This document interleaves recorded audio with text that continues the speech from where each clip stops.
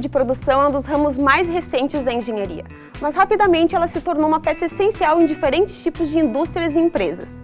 Para falar com a gente sobre essa profissão, explicar o que faz esse profissional, recebo aqui no estúdio do Mosaico o coordenador do curso de Engenharia da Produção, o professor Alexandre Binato. Professor, seja bem-vindo ao Mosaico. Muito obrigado. Professor, quando a gente pensa em engenharia, logo vem à nossa mente as áreas clássicas, né? Como a engenharia civil, a engenharia mecânica, a elétrica, mas o curso de engenharia da produção ele é um curso mais amplo, ele envolve um conjunto maior de conhecimento, né? Fala um pouquinho dessa profissão para a gente.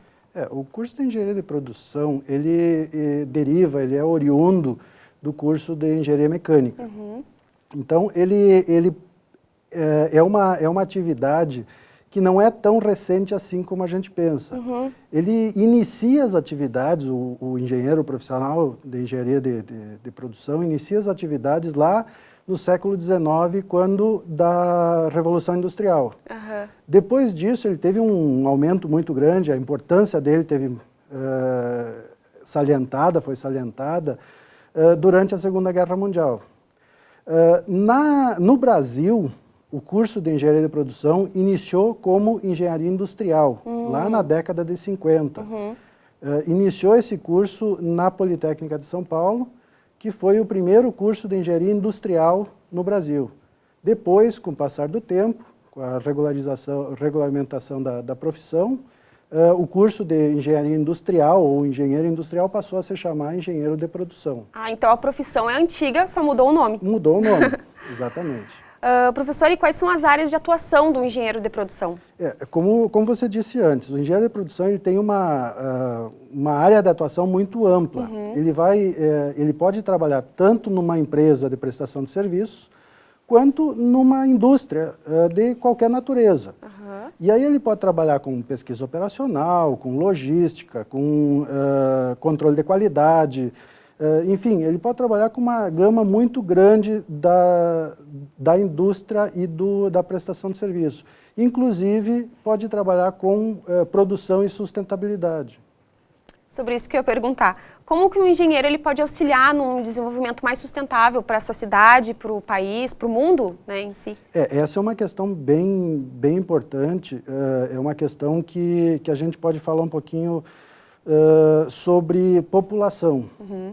Hoje, 2014, 2015, nós temos em torno de 7 bilhões de pessoas, de habitantes no mundo.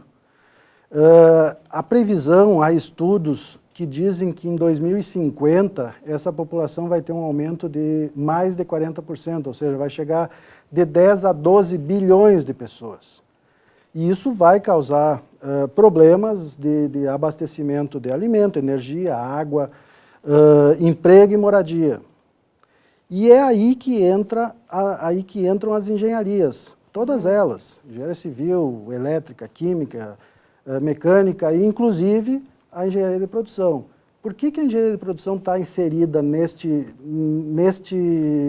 problema ou nesta fase que nós passaremos?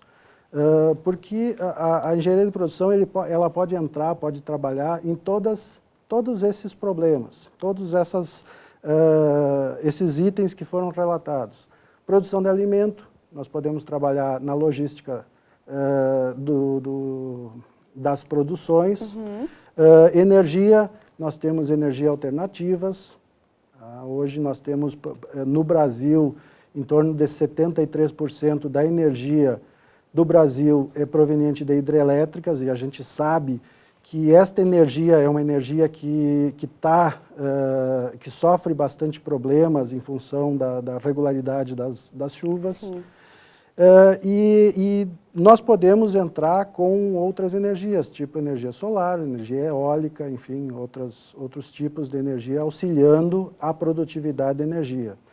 A produção de água, a produção de empregos, ou seja, na indústria, na produção de serviços, o engenheiro de produção também é chamado, também é requisitado. E na moradia, pode parecer estranho, moradia seria mais ligado à engenharia civil. Uhum. Mas o engenheiro de produção tem uma disciplina específica no curso de engenharia de produção que chama pesquisa operacional. E essa disciplina, ela ajuda a tomar decisões. E numa grande empresa de construção civil, ela precisa constantemente trocar equipes de locais. Tá? Por exemplo, pedreiro, carpinteiro, ferreiro, enfim, são várias equipes trocando de lugar. E esta disciplina, pesquisa operacional, tem um item chamado PERT-CPM, rede PERT-CPM. Esta rede PERT-CPM, ela faz o cálculo do caminho crítico. O que seria o caminho crítico? É um caminho onde não tem folga, não pode existir falha. E é nisto que a engenharia de produção pode auxiliar, inclusive na produção de moradias, na produção de habitações.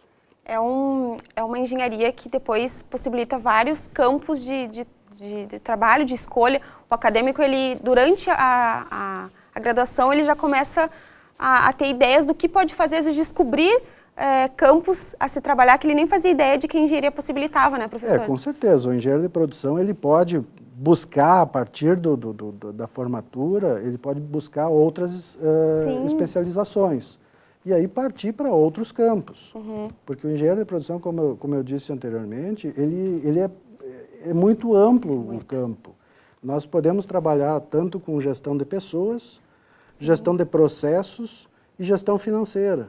Então, falando em processo, finanças e pessoas, a gente está falando de toda a cadeia produtiva ou toda a produção que existe tanto na prestação de serviços quanto na indústria de maneira geral. Como ele provém da engenharia mecânica, e a engenharia mecânica é um curso mais voltado a projetos, ele pegou essa parte matemática, física, alguma coisa de projetos da engenharia mecânica e agrega algumas disciplinas de gestão de pessoas que vêm da administração.